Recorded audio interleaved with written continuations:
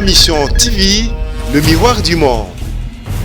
Pourquoi la première question est Moutou ce qui a koufi Moutou nyo salinga e ba koufi na nini Nani abomiye selon yo okoki kolege na charge wana na nani po na nini Tozala soudé ceux qui congolais moko koufi net na communauté congolaise bande ko na biso nyonso bozala kana no soudé bozino ba ranki na bino bochango no mupandi botala na ba réseaux sociaux bakambo comme koloba po na ndeko na biso o akufi ça fait mal. Ça fait très mal. Pour oyo zo sala pona ndeko wana lelo. Lobi ba ko sala ngo pe na yo. To moni bandeko mususu azo lela azo sala direct. Ya nanga pona nini boye. O sali boye pona ni. Tu pourrais bien le faire dans ta chambre et puis mutu moko ta monio dans le monde. Donc nyon c'est comme nango yo lukambo. C'est regrettable. Ça fait mal. Toye ba ndenge nini ya ko se comporter na vie pour lobi. Toroko zalate. Progéniture na biso et ko souffrir. Pourquoi? Parce que marambo yo sali ne marambo e kozala ke batu ba komo sala analyse nango ba ko pesa charge wana na bana ezamala mbi. Ma Mission TV, le miroir du monde. Au Mont Forti c'est lui qui a. Au Mont Forti c'est lui qui a. Esengo mingi koyeba ke boze belé liboso etando ike kolanda la bellissima de la presse congolaise ndeko na bino obulingaka mingi Bibi Kapinga lelo na ye pona na sala mo analyse moko muke na bandeko nyonso obozolanda biso babi musala na biso ezalaka plus ko informer non ko désinformer. Voilà pourquoi na ye to meka un peu ko sala critique moko o eza normal et na kati ya société na biso pe na kati ya musala na biso o tozo sala beaucoup plus na YouTube. Pourquoi? Parce que tozo mona ke eza na actualité mususu oyo soki esi présenté au leto memango na cadre moko si professionnel tozo kene nango beaucoup plus na cadre ya ba buzz na cadre ya analyse moko eza très bidon ezo sala kitoko mingi te.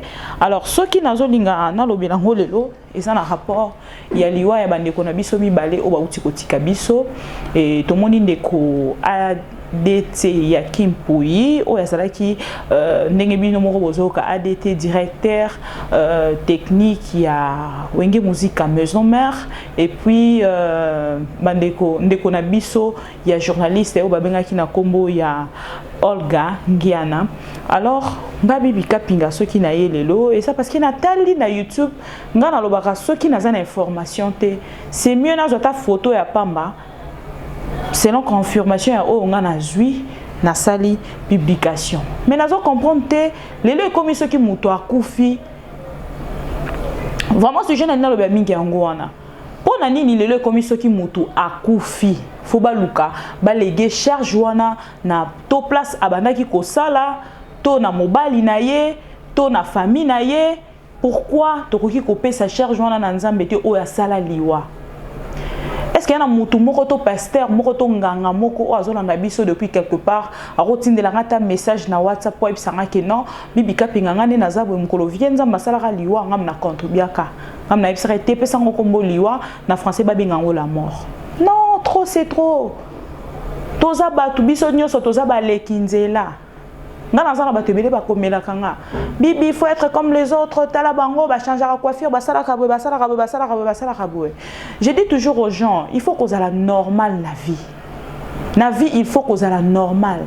Oh zalana eloko oyo se sentara à l'aise. Ezaloko là, c'est pas pour s'inventer mais tout le monde a jibé piana. Azalaka kana marque moko la taka yoji, c'est-à-dire qu'ils se sont à l'aise na kati ya yoji ya mamoto. Moi Bibi Kapinga, je me sens plus à l'aise naba rasta. Je me sens plus à l'aise naba basket. Voilà quelque chose de pareil. Et ça, koluka ko extrapoler makamute na moment oyebi ke oza nangote. Toza biso nyoso balekinzela o eza plus spécial ou plus primordial na vie ya moko na moko to ya bato nyoso bazolanda biso eza ozana na vie éternelle parce que liwa eroro yela même tout de suite quand na plateau boy pe liwe kozwanga eza mabongisi ya nzambe na kolinga te baloba ke te c'est que homo fortis wana mutu acheli etant mususu poison po abanda akoma yepa comme cordon akene ko convaincre tant mususu tu vois eza déjà échelon. Lelo to constater na kati ya orchestre ya Congo awa soki mutu moko akufi ata azalaki membre moko kaka to mosusu simple ma fréquenteur orchestre wana soki kaka a perdre vie bazui bapesi charge wana direct ta mosusu kuta solo la na epe nanu te na kolo orchestre wana mais lokola ka bamonaki asafichaka na bato orchestre wana ta mosusu pe moi une fois moi deux fois azala na kolo orchestre wana bazui charge bapesi ye bande ko botikanga na yebisa bino eloko moko omoni air tokendaka peut-être na baéglise tovandi tozobonela tomoni tozosala prière bazoloba biso ke non kolala kolamuka eza habitude te tokomisa ko ndire moi slogan eza slogan te yango nakendaka mingi na bandeko na ngai ya basi o bolandaka tant mosusu pe kozwaka pe tant mosusu temps ya kocritiquer bandeko mosusu soki bazoleka na internet okutu fi wana azaka désordre fi wana kuna azaka boye mutu na mutu soki na prendre conscience ya vie te azalaka na façon na ye mosusu tant mosusu ya kocomprendre makambo nga na koinvite bino kaka ya kolukaka kopesa liwa na moto asala liwa donc opene zalaka ke non nde tomonaka beaucoup plus pas ba chrétien tomonaki papa olangi akufaki toyoki mama olangi azwaka parole la défaite aloba papa azalaki un homme de Dieu si on peut dire aussi puissant ou connu dans le monde azalaki pe na bana ebele spirituel donc na charge wana déjà komaki nango na musala saleli nzambe pendant longtemps bakokai kolela ye te na maya misu eza ya bapaïen eza ya bato peut-être bakomprena parole biblique te tolela ye lokola ba chrétien c'est-à-dire ya ko louer peut-être éternel ya ko adorer peut-être nzambe toleli na adoration toleli na ba partage ya ba parole biblique toleli na kokumisa peut-être nzambe ke non mokano na yo ndenge olobaki ndenge salami parce que herba lobaka ke non nzamba sali selon mokano ndenge ngalobaki te nzamba lobaki te yenda kokufa nzamba baki biso nyonso toza mortel tokoleka eloko moko ekotika leza liloba nzambe na oloba babe bibi wana komo prêcher batu kutu bibi wana sala raboye bibi wana sala raboye non yo kotala ngati yo ko mamonga na lobi na yo et puis pratiquer parce que na moni ba message ebele. Je partage la photo de notre consoeur Olga Ngiana. Akufi na nini? Question ya liboso. Même pas mes condoléances. Ça fait très mal. Toza pe batu. Toza la kabatu. Donc, ça prouve que nga pe lobiso na zate. Question ya liboso ba retourna tom mususu. Bato ba rozala tom mususu ma fille Keren ou homo fortis ou ma famille. Et zalakaka akufi na nini? Pourquoi to lukaka to yeba na mutu wana akufi na nini? Pourquoi ton rôle que Dieu soit loué, que son âme repose en paix? Pourquoi tu as une question et belé quand on a répondre à belé s'il vous plaît ne me posez plus cette question. Déjà ce n'est pas une personne que je fréquentais de temps en temps. Ce n'était pas une personne que j'étais avec. Donc si azobé la ngana zala ki pembene de son vivant tom surtout na yebate kazaki malade. Tout n'a pas tant oh tom savoir que non il était peut-être malade toi souffrait qui 3 jours courte maladie ou longue maladie ça je ne sais pas pourquoi la première question ya mutu soki akufi mutu nyosa linga ye bakufi na nini nani abomiye selon yo okoki kolege na charge wana na nani po na nini tozala soudé ceux qui congolais moko akufi net na communauté congolaise bande ko na biso nyonso bozala kana no soudé bozino ba ranki na bino bochango no mupandi botala na ba réseaux sociaux ba kambo comme koloba pona ndeko na biso o akufi ça fait mal. Ça fait très mal. Pour eux, ils ont ça pour n'en wana lelo. Lobi ba ko sala ngo pe na yo. To moni bande ko mususu azolela, azo sala direct. Ya nanga, pona nini boye. O sali boye pona ni. Tu pourrais bien le faire dans ta chambre et puis mutu moko ta monio dans le monde. Donc nion c'est comme nango ya lukambongo. C'est regrettable. Ça fait mal. To ye ba ndenge nini ya ko se comporter na vie pour lobi. To roko zalate. Progéniture na biso et ko souffrir. Pourquoi? Parce que marambo yo sali ne marambo e kozala ke batu ba komo sala analyse nango ba ko pesa charge wana na bana ezamala mumite.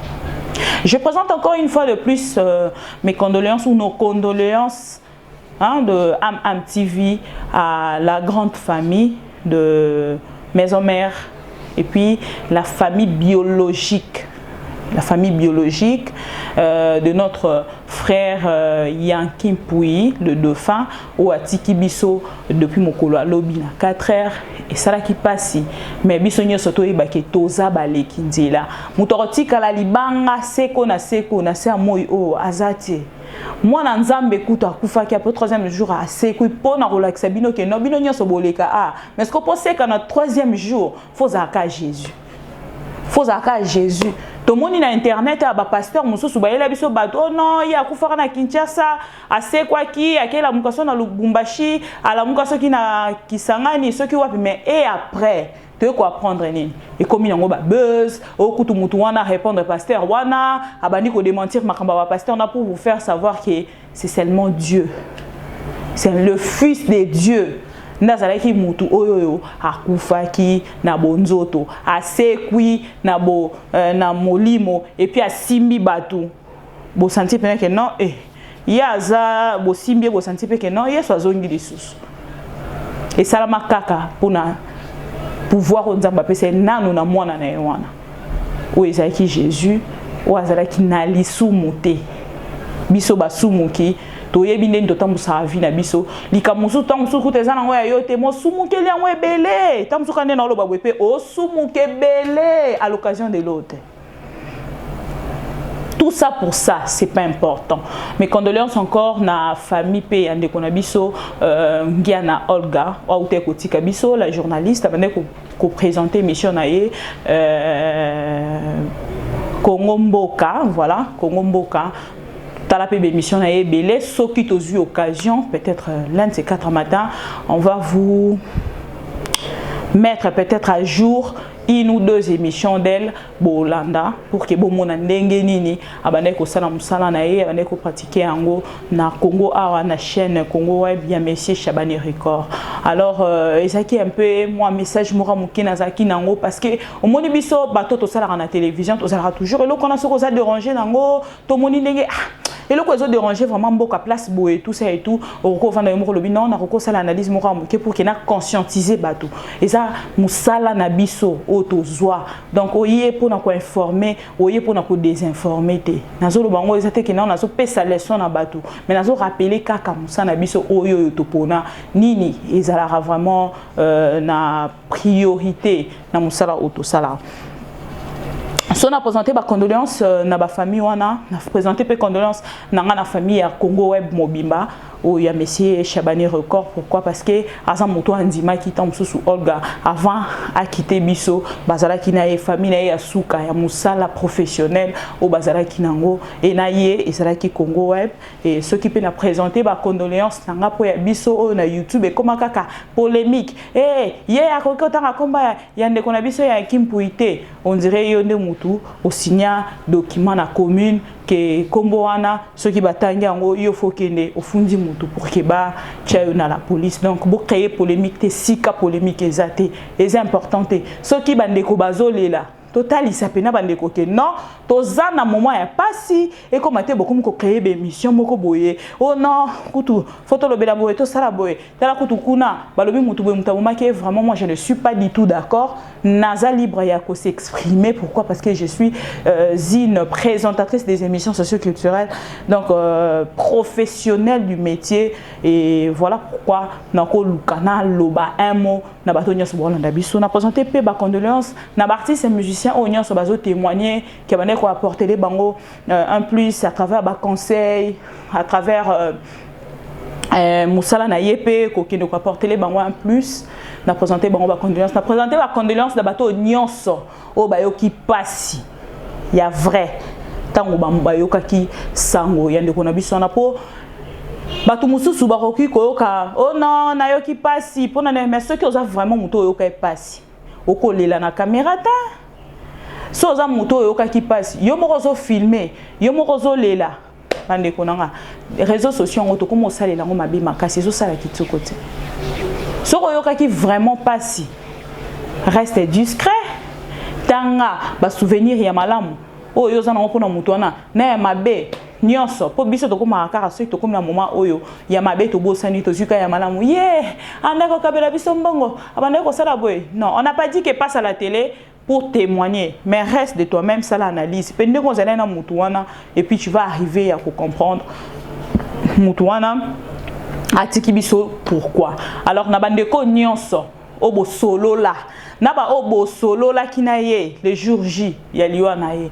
Moi je trouve pas l'importance. Il y a reposté ma message, ma conversation nabino, c'était vraiment privé. Gardez ça, restez vraiment discret. Beaucoup de la discrété, la conversation azamowe, il place toke naratoe barate. Mais si kato wuti to yebi. Tant que place toke naratoe barate, to respecter en gros, c'est très important. To respecter en gros, c'est très important. Poto yebi tse nenga ke wana ake wapi ka nzambe nda yebi. C'est très important vraiment. Yango na conseil na bandeko nyonso. Oh solo la kinandeko yankimpu surtout ke bakufi mukolo moko. Oh solo la kanandeko Olga Ngiana, s'il te plaît, ezaya yo. Ko poster yango na ba réseaux sociaux te. Eza nango na litomba moko te. Mutu na mutu azana souvenir na ye na mutu wana, mutu na mutu pe azana ndenge na ye bande ko sola na ye. Soki yo pa na yo le biton mususu ke non, nga kutunde na zana moni ba mususu ba poster ba message ke non, azaki soki na problème soki ya paiement tout ça. Tant mususu pa mususu pa le ba ki tant mususu azaki na malaria. Aboya ko bimisa tant mususu ke non, yo alobaki na yo tant mususu azaki proche na ye, ye aboya ki ko yebise ke non eza tant mususu maladie moko tant mususu familiale. Yo zui au poster mokili mobimbe yebi kitoko te. Tant mususu ya yo eza la plus pure ke wana. Et ça kitoko mingi te tant mususu pour na famille na yo, et ça kitoko mingi te tant mususu pour na bana na yo. Alors restons vraiment discrets, restons vraiment considérables aux personnes. Donc gardons cette considération là vis-à-vis de personnes au bazala qui tombe sous cher pour nabiso, pour nanga, pour na yo, pour na famille, pour na batu nyonso na milieu professionnel. Quant à moi, na lobi merci na batu nyonso ba respectaka ba liwa ya baninga, c'est-à-dire tu dis tu n'en bois ndeni yo pes na émission. Quant à moi, na lobi merci, na bato nyonso ba respectaka baliwa ya baninga. Pourquoi? Parce que ngamoko nazala na considération mingi, surtout ya moto atiki biso. Na kepe ko ebisa bato nyonso bozali na ba problème tant so na ndeko na biso wana. Pona moni pe ba message batindelinga mais yena sankara de kuta ba bandeko lobana te. Est-ce que ba lobana ki avant liwa na e? Est-ce que ba lobana ki donc toroki ko loba botika makambo wana eza na litomba te ndeko atiki biso déjà balobana ou balobana te, ça ce n'est pas notre problème.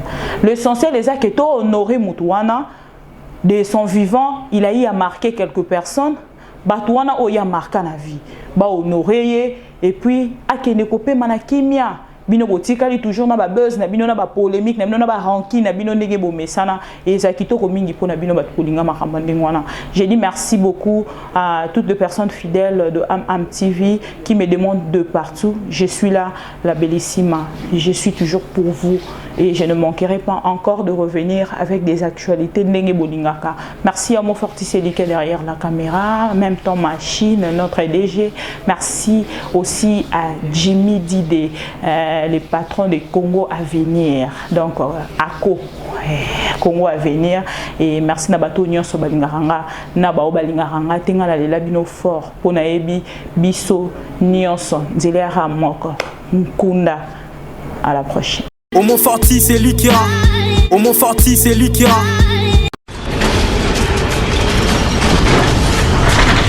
Ma mission TV, le miroir du monde.